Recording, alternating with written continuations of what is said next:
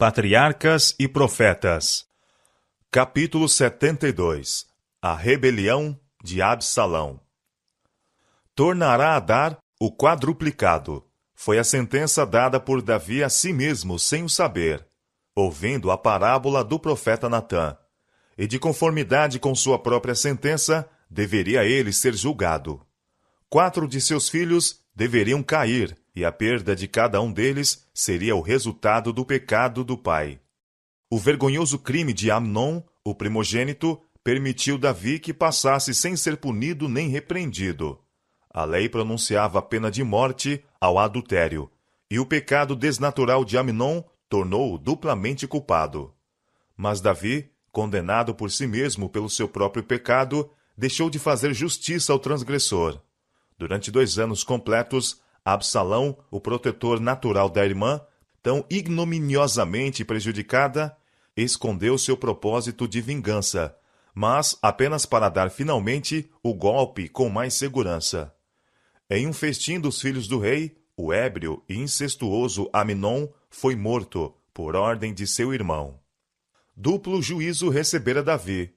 Foi levada a ele esta terrível mensagem: Absalão feriu a todos os filhos do rei, e nenhum deles ficou. Então o rei se levantou e rasgou seus vestidos, e se lançou por terra. Da mesma maneira, todos os seus servos estavam com vestidos rotos. Os filhos do rei, voltando alarmados para Jerusalém, revelaram a seu pai a verdade. Somente Amnon havia sido morto, e eles levantaram sua voz e choraram. E também o rei e todos os seus servos choraram, com muito grande choro. Mas Absalão fugiu a Talmai, rei de Gessur, pai de sua mãe. Como os outros filhos de Davi, Amnon tinha sido deixado à mercê das satisfações egoísticas. Ele procurava satisfazer todo o pensamento de seu coração, sem tomar em consideração os requisitos de Deus. Apesar de seu grande pecado, Deus tivera muita paciência com ele. Durante 2 anos, lhe foi concedida a oportunidade para arrependimento, mas ele continuou em pecado, e com sua culpa sobre si, foi eliminado pela morte, para esperar o terrível tribunal do juízo. Davi tinha negligenciado o dever de punir o crime de Amnon, e por causa da infidelidade do rei e pai, e da impenitência do filho, o Senhor permitiu que os acontecimentos tomassem seu curso natural e não restringiu Absalão. Quando pais ou governadores negligenciam o dever de punir a iniquidade, Deus mesmo tomará o caso em mãos. Seu poder repressor será até certo ponto removido das forças do mal, de modo que surgirá um séquito de circunstâncias que castigará o pecado com o pecado. Os maus resultados da injustiça, com descendência de Davi para com Amnon, não estavam terminados, pois agora é que começou o afastamento de Absalão de seu pai. Depois que ele fugiu a Gessur, Davi, compreendendo que o crime de seu filho exigia algum castigo, recusou-lhe permissão para voltar, e isto teve como resultado aumentar, em vez de diminuir, o emaranhado de males em que o rei viera ficar envolto. Absalão, enérgico, ambicioso e sem escrúpulos, excluído pelo seu exílio da participação nos negócios do reino, logo se deu a formular planos perigosos. No fim de 2 anos, Joabe resolveu efetuar a reconciliação entre o pai e o filho, e com este objetivo em vista, conseguiu os serviços de uma mulher de Tecoa, afamada pela sua sabedoria. Instruída por Joabe, a mulher se fez passar a Davi por uma viúva, cujos 2 filhos tinham sido sua única consolação e apoio. Em uma rixa, um destes matou o outro, e agora todos os parentes da família exigiam que o sobrevivente fosse entregue ao vingador do sangue. Assim disse a mãe: apagarão a brasa que me ficou, de sorte que não deixam a meu marido nome, nem resto sobre a terra. Os sentimentos do rei foram tocados com esse apelo, e ele assegurou à mulher a proteção real para seu filho. Depois de arrancar dele repetidas promessas pela segurança do jovem, impetrou a clemência do rei, declarando que ele falara como alguém em falta, por não ter mandado buscar de volta para casa o seu filho exilado. Porque, disse ela, certamente morreremos, e seremos como águas derramadas na terra, que não se ajuntam mais. Deus, pois, lhe não tirará a vida, mas ideará pensamentos para que se não desterre dele o seu desterrado. Este quadro terno e tocante do amor de Deus para com o pecador, vindo como veio de Joabe, o rude soldado, é uma prova notável da familiaridade dos israelitas com as grandes verdades da redenção. O rei, sentindo sua própria necessidade da misericórdia de Deus, não pôde resistir a este apelo. A Joabe foi dada a ordem: vai, pois, e torna a trazer o mancebo Absalão. A Absalão foi permitido voltar a Jerusalém, mas não para comparecer à corte ou encontrar seu pai. Davi tinha começado a ver os maus efeitos de sua condescendência para com os filhos, e embora amasse com ternura esse belo e prendado filho, achou necessário que, como uma lição tanto a Absalão como ao povo, fosse manifesta a aversão por esse crime. Absalão viveu 2 anos em sua própria casa, mas banido da corte. Sua irmã morava com ele, e sua presença conservava viva a lembrança do mal irreparável que sofrera. Na apreciação popular, o príncipe era um herói, em vez de um transgressor, e tendo esta vantagem, pôs-se a conquistar o coração do povo. Sua aparência pessoal era de tal maneira que captava a admiração de todos os que o viam. Não havia, porém, em todo Israel, homem tão belo e tão aprazível como Absalão. Desde a planta do pé até a cabeça, não havia nele defeito algum. Não era prudente da parte do rei deixar um homem do caráter de Absalão, ambicioso, impulsivo e apaixonado, a acalentar durante 2 anos supostas ofensas. E o ato de Davi, permitindo-lhe voltar a Jerusalém, e contudo, recusando-se a admiti-lo em sua presença, alistou as simpatias do povo a seu favor. Tendo sempre diante de si a lembrança de sua própria transgressão à lei de Deus, Davi parecia moralmente paralisado. Era fraco e irresoluto, quando antes de seu pecado era corajoso e decidido. Sua influência junto ao povo se havia enfraquecido, e tudo isto favorecia os planos de seu filho desnaturado. Mediante a influência de Joabe, Absalão foi de novo admitido à presença de seu pai. Mas, embora houvesse uma reconciliação externa, continuou ele com seus projetos ambiciosos. Assumiu agora uma condição quase régia, tendo carros e cavalos, e 50 homens para correrem diante dele. E enquanto o rei mais e mais se inclinava a desejar o retiro e a solidão, Absalão cortejava assiduamente o favor popular. A influência da indiferença e irresolução de Davi estendeu-se a seus subordinados. A negligência e a demora caracterizavam a administração da justiça. Absalão ardilosamente mudava cada causa de descontentamento em proveito próprio. Dia após dia, este homem, de semblante nobre, podia ser visto à porta da cidade, onde uma multidão de suplicantes esperava a fim de apresentar suas queixas e receber justiça. Absalão misturava-se com eles e escutava seus agravos, exprimindo simpatia pelos seus sofrimentos e pesar pela ineficiência do governo. Tendo assim ouvido a história de um homem de Israel, o príncipe replicava: os teus negócios são bons e retos, porém não tens quem te ouça da parte do rei. E acrescentava: ah, quem me dera ser juiz na terra, para que viesse a mim todo homem que tivesse demanda ou questão, para que lhe fizesse justiça. Sucedia também que quando alguém se achegava a ele, para se inclinar diante dele, ele estendia a sua mão e pegava dele e o beijava. Fomentado pelas artificiosas insinuações do príncipe, o descontentamento com o governo estava se espalhando rapidamente. O elogio a Absalão estava nos lábios de todos. Era geralmente considerado como herdeiro do reino. O povo olhava para ele com orgulho, como sendo digno desse elevado cargo, e acendeu-se o desejo de que ele ocupasse o trono. Assim furtava Absalão o coração dos homens de Israel. No entanto, o rei, cego pelo afeto para com seu filho, de nada suspeitava. A condição principesca que Absalão havia assumido era considerada por Davi como tendo em vista honrar a sua corte, ou seja, como uma expressão de alegria pela reconciliação. Estando preparada a mente do povo para o que havia de seguir-se, Absalão secretamente enviou homens, escolhidos por todas as tribos, a fim de combinar as necessárias providências para uma revolta. E agora, o manto da devoção religiosa foi tomado para esconder seus intuitos traidores.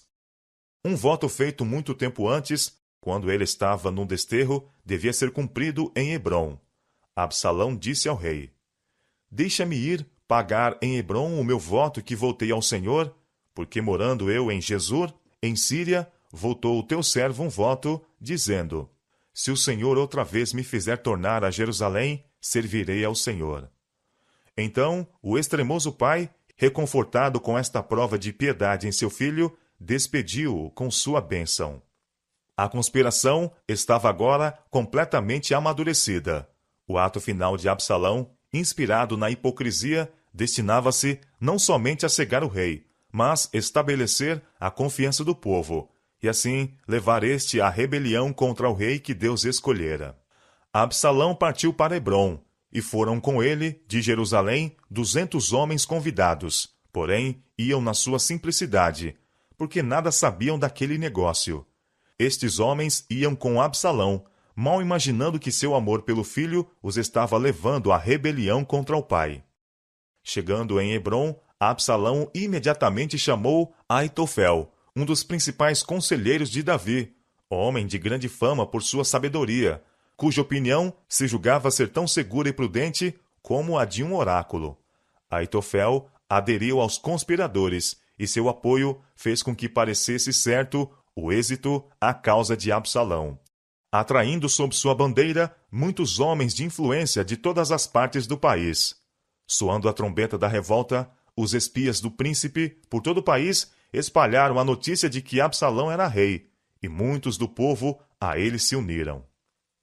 Entre mentes foi levado o alarme a Jerusalém, ao rei. Davi despertou-se de súbito para ver a rebelião irrompendo junto a seu trono. Seu próprio filho, aquele que ele amara e em quem confiara, estivera a conspirar para lhe tomar a coroa e, sem dúvida, para lhe tirar a vida. Davi sacudiu a depressão que durante tanto tempo sobre ele repousava, e com o espírito de seus primeiros anos, preparou-se para enfrentar esta terrível emergência. Absalão estava arregimentando suas forças em Hebrom, afastada apenas 30 quilômetros. Os rebeldes logo estariam às portas de Jerusalém. De seu palácio, Davi olhava para sua capital, formosa de sítio e alegria de toda a terra, a cidade do grande rei. Estremecia ao pensamento de expô-la à carnificina e devastação. Deveria chamar em seu auxílio os súditos, ainda fiéis ao seu trono, e assumir posição para manter sua capital?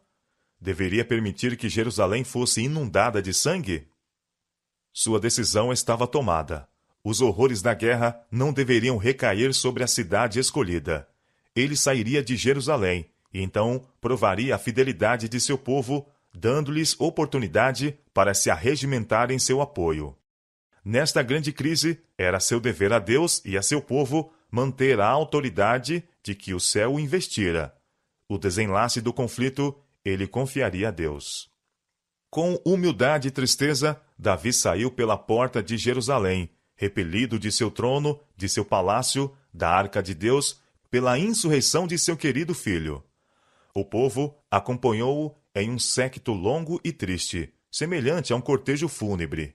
A guarda pessoal de Davi, constituída pelos quereteus, peleteus e por 600 geteus de Gate, sob o comando de Itaí, acompanhou o rei. Mas Davi, com sua abnegação característica, não pôde consentir que esses estrangeiros, que tinham procurado sua proteção, se envolvessem em sua calamidade. Exprimiu surpresa de que estivessem dispostos a fazer tal sacrifício por ele. Então disse o rei a Itaí, o geteu: Por que irias tu também conosco? Volta e fica com o rei, porque estranho és, e também te tornarás a teu lugar. Ontem vieste, e te levaria eu hoje conosco a caminhar? Pois força me é ir aonde quer que puder ir. Volta, pois, e torna a levar teus irmãos contigo, com beneficência e fidelidade. Itaí respondeu: Vive o Senhor, e vive o rei, meu senhor, que no lugar em que estiver o rei, meu senhor, seja para a morte, seja para a vida, aí certamente estará também o teu servidor. Estes homens tinham se convertido do paganismo ao culto de Jeová, e nobremente provaram agora sua fidelidade a seu Deus e a seu rei. Davi, com coração grato, aceitou a dedicação deles à sua causa, que aparentemente ia abaixo, e todos passaram o ribeiro de Cedron a caminho do deserto. De novo, o cortejo fez alto. Um grupo trajado de vestes santas vinha se aproximando. Eis que também Zadok ali estava, e com ele todos os levitas que levavam a arca do concerto de Deus. Os seguidores de Davi olharam para isto como um feliz presságio. A presença daquele símbolo sagrado era para eles um penhor de seu livramento e vitória final.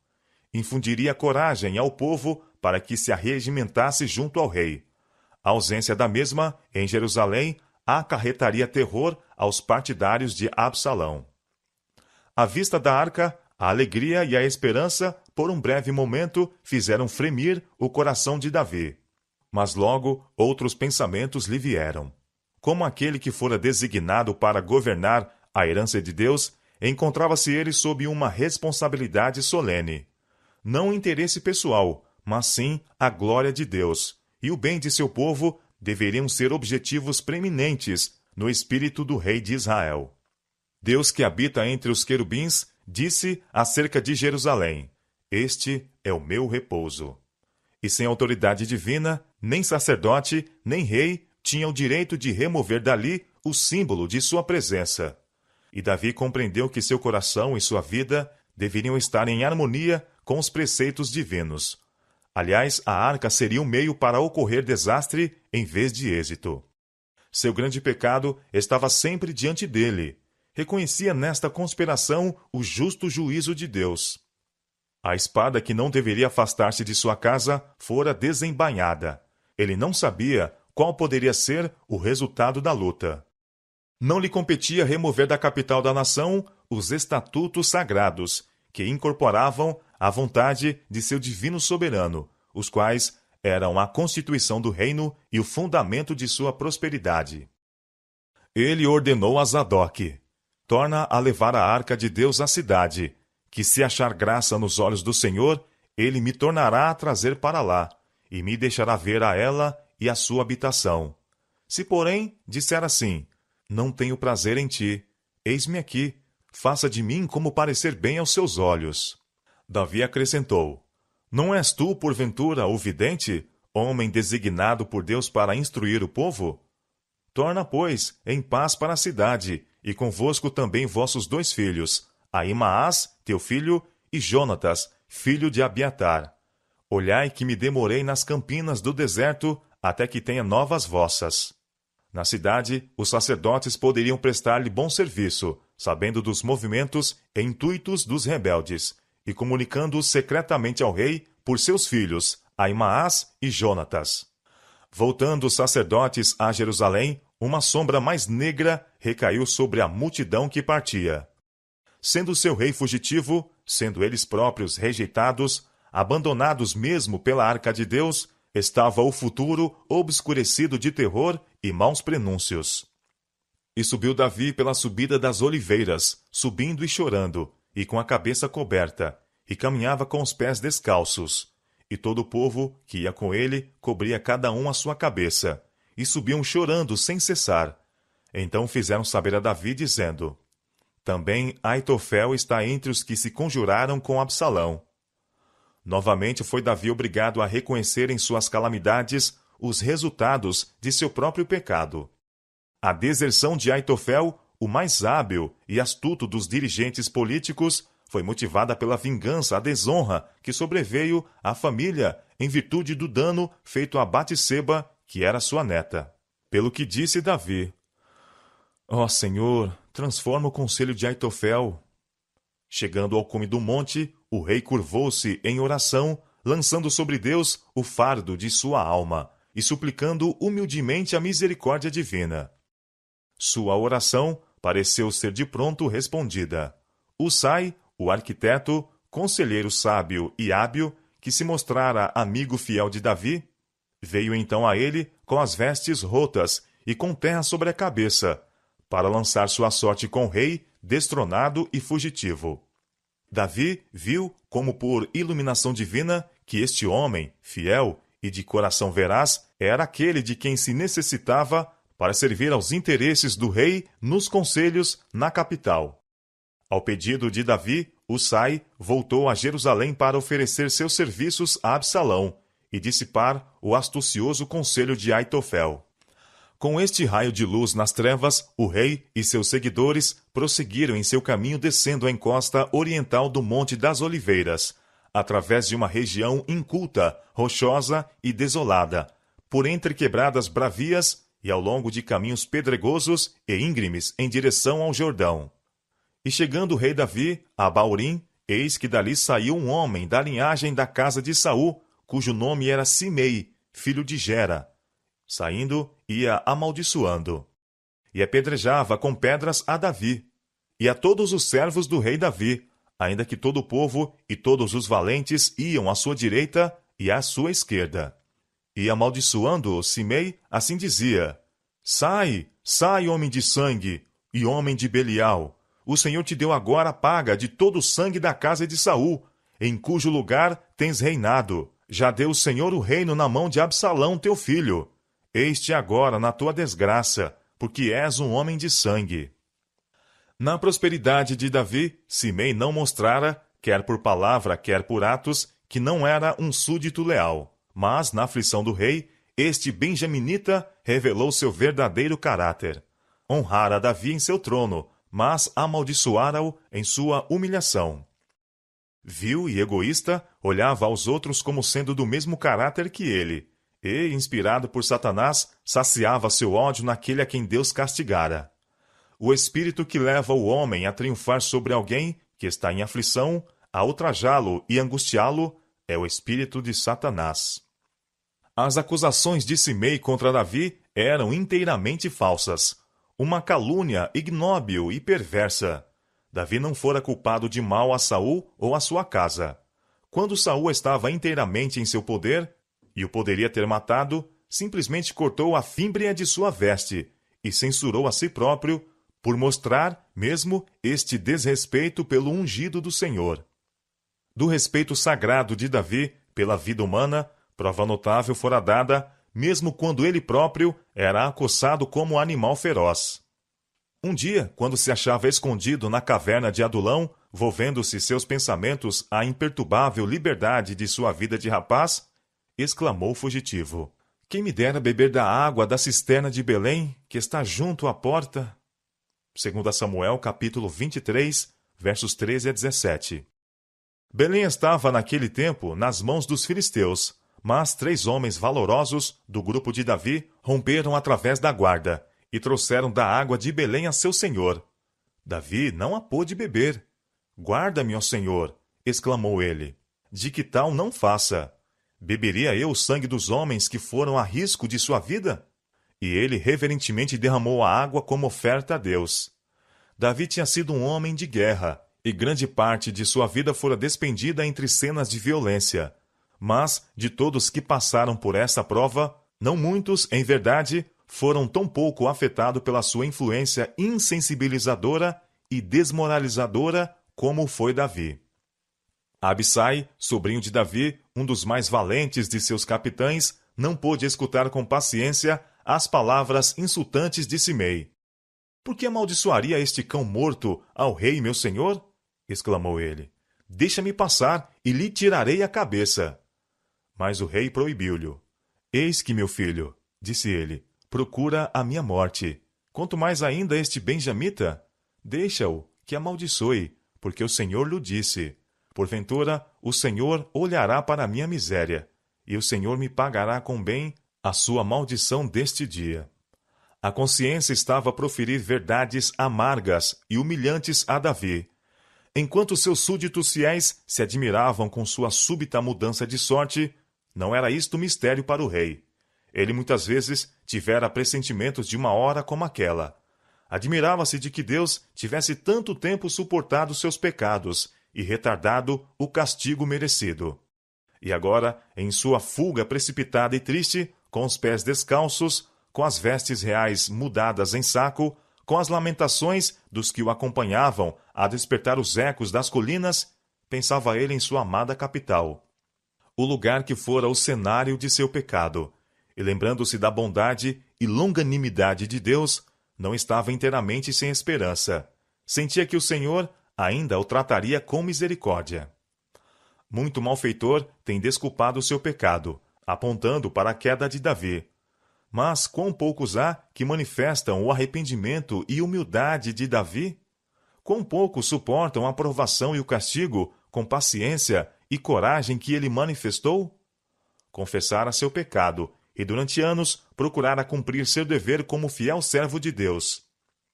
Trabalhara para o erguimento de seu reinado e sob seu governo este atingiria a uma força e prosperidade jamais alcançada antes. Reunira grandes suprimentos de materiais para a edificação da casa de Deus. E agora deveria todo o trabalho de sua vida ser dissipado? Deveriam os resultados de anos de uma labuta consagrada, de trabalho criativo, dedicação, aptidão de estadista, passar para as mãos de seu filho descuidado e traidor, que não tinha consideração pela honra de Deus, nem pela prosperidade de Israel? Quão natural teria parecido murmurar Davi contra Deus nesta aflição. Mas ele viu a causa de sua inquietação em seu próprio pecado. Das palavras do profeta Miqueias, transpira o espírito que animava o coração de Davi. Se morar nas trevas, o Senhor será minha luz. Sofrerei a ira do Senhor, porque pequei contra ele, até que julgue a minha causa e execute o meu direito. Miqueias capítulo 7, versos 8 e 9. E o Senhor não abandonou Davi. Este capítulo de sua experiência, em que sob o mais cruel dano e insulto, ele se mostrara humilde, abnegado, generoso e submisso, é um dos mais nobres em toda a sua experiência. Nunca foi o governador de Israel, com mais verdade, grande à vista do céu, do que nesta hora de sua mais profunda humilhação exterior. Tivesse Deus permitido que Davi continuasse em pecado, sem ser exprobrado, e permanecesse em paz e prosperidade em seu trono, enquanto transgredia os preceitos divinos, e os céticos e incrédulos poderiam ter tido alguma desculpa para citar a história de Davi como um vitupério à religião da Bíblia. Mas, na experiência por que ele fez Davi passar, o Senhor mostra que não pode tolerar nem desculpar o pecado. E a história de Davi nos habilita a ver também o grande objetivo que Deus tem em vista com seu trato com o pecado. Habilita-nos a divisar, mesmo através dos mais tenebrosos juízos, a realização de seus intuitos de misericórdia e beneficência. Ele fez Davi passar pela vara, mas não o destruiu. A fornalha é para purificar, mas não para consumir, diz o Senhor. Se profanarem os meus preceitos e não guardarem os meus mandamentos, então visitarei com vara a sua transgressão e a sua iniquidade com açoites. Mas não retirarei totalmente dele a minha benignidade, nem faltarei a minha fidelidade. Salmo, capítulo 89, versos 31 a 33. Logo depois que Davi saiu de Jerusalém, Absalão e seu exército entraram e, sem qualquer luta, tomaram posse da fortaleza de Israel. Husai achou-se entre os primeiros a saudar o monarca recém-coroado, e o príncipe ficou surpreso e satisfeito com a aquisição do velho amigo e conselheiro de seu pai. Absalão estava confiante no êxito. Até ali, seus planos tinham sido bem-sucedidos, e ansioso por fortalecer o trono e conseguir a confiança da nação, recebeu com alegria a Husai em sua corte. Absalão estava agora cercado de uma grande força, mas esta era pela maior parte constituída de homens inexperientes na guerra. Ainda não tinham sido levados em conflito. Aitofel bem sabia que a situação de Davi estava longe de ser desesperadora.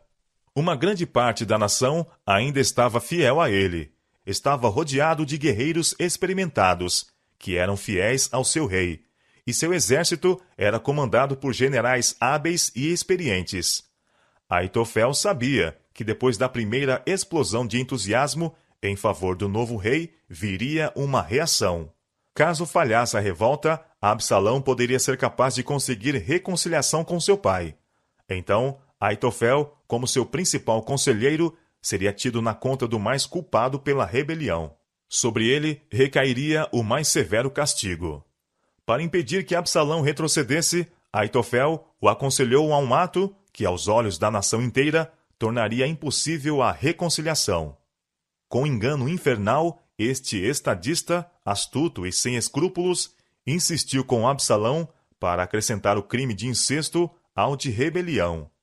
À vista de todo Israel, deveria tomar para si as concubinas de seu pai, segundo o costume das nações orientais, declarando assim que sucedia a seu pai no trono. E Absalão levou a efeito a vil sugestão. Assim, cumpriu-se a palavra de Deus a Davi pelo profeta. Eis que suscitarei da tua mesma casa o mal sobre ti, e tomarei das tuas mulheres perante os teus olhos, e as darei a teu próximo. Porque tu o fizeste em oculto, mas eu farei este negócio perante todo Israel e perante o sol. 2 Samuel, capítulo 12, versos 11 e 12. Não que Deus instigasse tais atos de impiedade, mas por causa do pecado de Davi, ele não exerceu seu poder para os impedir. Aitofel fora tido em grande estima pela sua sabedoria, mas era destituído do esclarecimento que vem de Deus. O temor do Senhor é o princípio da sabedoria, e este Aitofel não possuía. Aliás, dificilmente poderia ter baseado o êxito da traição no crime de incesto. Homens de coração corrupto tramam a impiedade, como se não houvesse providência a dirigir superiormente as coisas, a fim de obstar seus desígnios. Mas aquele que habita nos céus se rirá, o Senhor zombará deles. Salmo, capítulo 2, verso 4. O Senhor declara: Não quiseram o meu conselho e desprezaram toda a minha repreensão. Portanto, comerão do fruto do seu caminho e fartar-se-ão dos seus próprios conselhos, porque o desvio dos simples os matará, e a prosperidade dos loucos o destruirá. Provérbios, capítulo 1, versos 30 a 32. Tendo tido êxito na trama destinada a conseguir sua segurança, Aitofel insistiu com Absalão sobre a necessidade de ação imediata contra Davi. Deixa-me escolher 12.000 homens, disse ele, e me levantarei e seguirei após Davi esta noite. E irei sobre ele, pois está cansado e fraco das mãos, e o espantarei, e fugirá todo o povo que está com ele. Então ferirei o rei só, e farei tornar a ti todo o povo. Este plano foi aprovado pelos conselheiros do rei. Caso houvesse sido seguido, certamente Davi teria sido morto, a menos que o Senhor interviesse diretamente para o salvar. Uma sabedoria mais elevada, porém, do que a do afamado Aitofel, estava a dirigir os acontecimentos. O Senhor o ordenara, para aniquilar o bom conselho de Aitofel, para que o Senhor trouxesse o mal sobre Absalão. Husai não fora chamado ao conselho, e não se intrometeria sem que isto lhe fosse pedido, receoso de vir sobre a si a suspeita de ser espião. Mas, depois que se dispersou a assembleia, Absalão, que tinha grande consideração pelo juízo do conselheiro de seu pai, submeteu à sua apreciação o plano de Aitofel. Husai viu que, se o plano proposto fosse conseguido, Davi estaria perdido. E disse: O conselho que Aitofel esta vez aconselhou não é bom. Disse mais Husai: Bem conheces a teu pai, e a seus homens, que são valorosos e que estão com o espírito amargurado, como a ursa no campo, roubada dos cachorros. Também teu pai é homem de guerra, e não passará a noite com o povo. Eis que agora está escondido em alguma cova, ou em qualquer outro lugar. Ele argumentava que, se as forças de Absalão perseguissem a Davi, não fariam prisioneiro ao rei, e se sofressem um revés, isto tenderia a desanimá-las e faria grande mal à causa de Absalão. Porque, disse ele, todo Israel sabe que teu pai é valoroso, e homens valentes os que estão com ele. E sugeriu um plano atraente, pela sua natureza vaidosa e egoística, propenso à exibição de poder. Eu, porém, aconselho que com toda a pressa se ajunte a ti todo Israel, desde Dan até Berseba, e multidão como a areia do mar, e que tu, em pessoa, vás à peleja. Embora iremos a ele, em qualquer lugar que se achar, e facilmente viremos sobre ele, como o orvalho cai sobre a terra. E não ficará dele e de todos os homens que estão com ele, nem ainda um só. E se ele se retirar para alguma cidade, todo Israel trará cordas àquela cidade, e arrastá-la-emos até ao ribeiro, até que não se ache ali nenhuma só pedrinha. Então disse Absalão a todos os homens de Israel: melhor é o conselho de Usai, o arquita, do que o conselho de Aitofel.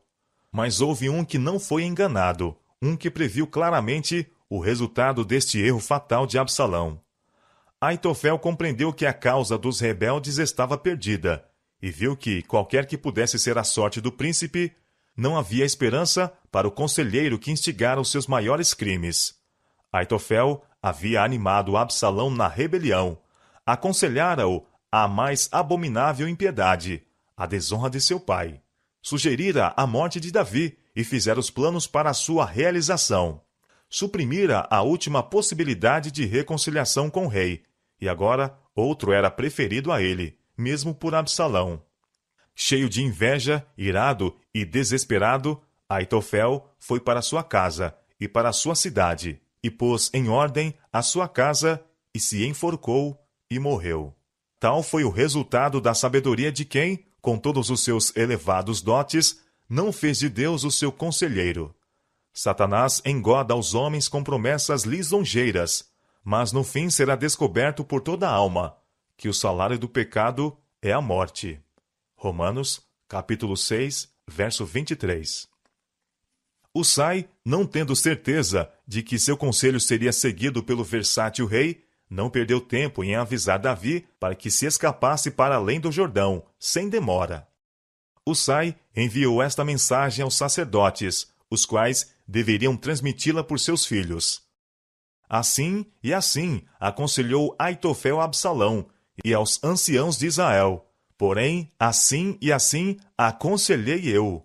Agora, pois, não passes esta noite nas campinas do deserto, mas passa depressa a outra banda, para que o rei e todo o povo que com ele está não seja devorado. Houve suspeitas contra os moços, e foram perseguidos, todavia conseguiram levar a efeito sua perigosa missão. Davi, fatigado pelas labutas e mágoas, depois daquele primeiro dia de fuga, recebeu a mensagem de que deveria atravessar o Jordão naquela noite, pois que seu filho procurava sua vida. Quais seriam os sentimentos daquele pai e rei, tão cruelmente ultrajado neste perigo terrível? Como homem valoroso, homem de guerra e rei, cuja palavra era lei, traído por seu filho, a quem amara, com quem fora condescendente e em quem imprudentemente confiara, ofendido e abandonado pelos súditos que a ele estavam ligados pelos mais fortes laços de honra e lealdade. Com que palavras derramou Davi os sentimentos de sua alma? Na hora de sua mais negra prova, o coração de Davi estava firme em Deus, e ele cantou: Senhor, como se têm multiplicado os meus adversários! São muitos os que se levantam contra mim. Muitos dizem na minha alma: não há salvação para ele em Deus. Mas tu, Senhor, és um escudo para mim, a minha glória e o que exalta a minha cabeça. Com a minha voz clamei ao Senhor, e ele ouviu-me desde o seu santo monte. Eu me deitei e dormi. Acordei, porque o Senhor me sustentou. Não terei medo de 10 milhares de pessoas que se puseram contra mim ao meu redor. A salvação vem do Senhor. Sobre o teu povo seja a tua bênção. Salmo, capítulo 3, versos 1 a 8. Davi e todo o seu grupo, guerreiros e estadistas, velhos e jovens, mulheres e crianças, nas trevas da noite, atravessaram o rio profundo e correntoso. Pela luz da manhã, nem ainda faltava um só que não passasse o Jordão. Davi e suas forças recuaram em Manaim, que tinha sido a sede real de Isbosete. Esta era uma cidade poderosamente fortificada, rodeada de uma região montanhosa favorável à retirada em caso de guerra. O território era bem provido, e o povo era amigo da causa de Davi. Ali, Muitos partidários se uniram a ele, enquanto abastados chefes de tribos vizinhas traziam abundantes presentes de provisões e outros suprimentos necessários. O conselho de Husai conseguira seu objetivo, obtendo para Davi oportunidade para escapar. Mas o príncipe, precipitado e impetuoso, não pôde por muito tempo ser restringido, e logo se pôs em perseguição de seu pai. E Absalão passou o Jordão, e ele e todo o homem de Israel com ele. Absalão constituiu comandante-geral de suas forças a Amasa, filho de Abigail, irmã de Davi. Seu exército era grande, mas indisciplinado e mal preparado para competir com os soldados experimentados de seu pai. Davi dividiu suas forças em 3 batalhões sob o comando de Joabe, Abissai e Itaí, o geteu. Tinha sido seu propósito conduzir ele mesmo seu exército ao campo, mas contra isto, os oficiais do exército, os conselheiros e o povo veemente protestaram. Não sairás, disseram, porque se formos obrigados a fugir, não porão o coração em nós, e ainda que metade de nós morra, não porão o coração em nós, porque ainda, tais como nós somos, ajuntará 10.000. Melhor será, pois, que da cidade nos sirvas de socorro. Então Davi lhes disse: O que bem parecer aos vossos olhos, farei. 2 Samuel, capítulo 18, versos 3 e 4. Dos muros da cidade, as longas fileiras do exército rebelde estavam bem à vista. O usurpador era acompanhado de uma hoste vasta, em comparação com a qual a força de Davi não parecia senão um punhado. Mas, olhando o rei para as forças oponentes, o pensamento máximo em seu espírito não era a coroa e o reino, nem sua própria vida, que dependia da ação da batalha. O coração do pai estava cheio de amor e compaixão para com seu filho rebelde. Saindo em fileiras, o exército pelas portas da cidade, Davi animou seus fiéis soldados, mandando-lhes que saíssem confiantes em que o Deus de Israel lhes daria a vitória. Mas mesmo agora ele não pôde reprimir seu amor para com Absalão. Quando Joabe, o vencedor em 100 campos de batalha, conduzindo a primeira coluna, passou pelo seu rei, curvou a altiva cabeça para ouvir a última mensagem do monarca, que dizia, com voz trêmula: Brandamente tratai, por amor de mim, ao mancebo, a Absalão. E Abissai e Itaí receberam a mesma incumbência. Brandamente tratai, por amor de mim, ao mancebo, a Absalão. Mas a solicitude do rei, parecendo declarar que Absalão era mais caro do que o seu reino, e mais caro mesmo do que os súditos fiéis ao seu trono, apenas aumentou a indignação dos soldados contra o filho desnaturado. O local da batalha foi um bosque próximo do Jordão, em que o grande número do exército de Absalão apenas lhe era uma desvantagem. Por entre os pontos espessos e os pantanais da floresta, aquelas tropas indisciplinadas se tornaram confusas e não mais podiam ser dirigidas. E foi ferido o povo de Israel diante dos servos de Davi, e naquele mesmo dia houve ali uma grande derrota de 20.000. Absalão, vendo que era perdida a causa, voltara-se para fugir, quando a cabeça lhe foi apanhada entre os ramos de uma árvore larga. E saindo seu mulo de debaixo dele, foi deixado desamparadamente suspenso, como presa a seus inimigos. Em tal condição foi encontrado por um soldado, que de medo de desagradar o rei, poupou Absalão, mas referiu a Joabe que o vira. Joabe não se restringiu por quaisquer escrúpulos. Havia favorecido Absalão, tendo 2 vezes conseguido sua reconciliação com Davi, e a confiança assim manifesta para com ele fora vergonhosamente traída. Se não fossem as vantagens alcançadas por Absalão, mediante a intercessão de Joabe, esta rebelião com todos os seus horrores jamais poderia ter ocorrido. Agora estava nas mãos de Joabe destruir com um golpe o instigador de todo este mal. E tomou 3 dardos, e traspassou com ele o coração de Absalão. E tomaram a Absalão, e lançaram no bosque, numa grande cova, e levantaram sobre ele um muito grande montão de pedras. Assim pereceram os instigadores da rebelião em Israel. Aitofel morrera pela sua própria mão. o príncipe Absalão, cuja gloriosa beleza fora o orgulho de Israel, foi eliminado no vigor da juventude, sendo seu cadáver arremessado em uma cova e coberto com um monte de pedras, em sinal de ignominia eterna. Em vida, erigira Absalão para si um custoso monumento no Vale do Rei. Mas a única lembrança que assinalou a sua sepultura foi o monte de pedras no deserto. Morto o chefe da rebelião, Joabe chamou novamente seu exército, ao som da trombeta, da perseguição à hoste fugitiva, e logo foram expedidos mensageiros para levarem a notícia ao rei. A sentinela sobre o muro da cidade, olhando para o campo de batalha, descobriu um homem a correr sozinho. Logo, um segundo veio a ser visto.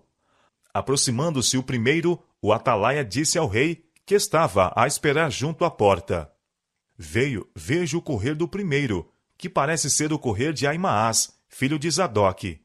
Então disse o rei: Este homem é de bem e virá com boas novas. Gritou, pois, Aimaas, e disse ao rei: Paz!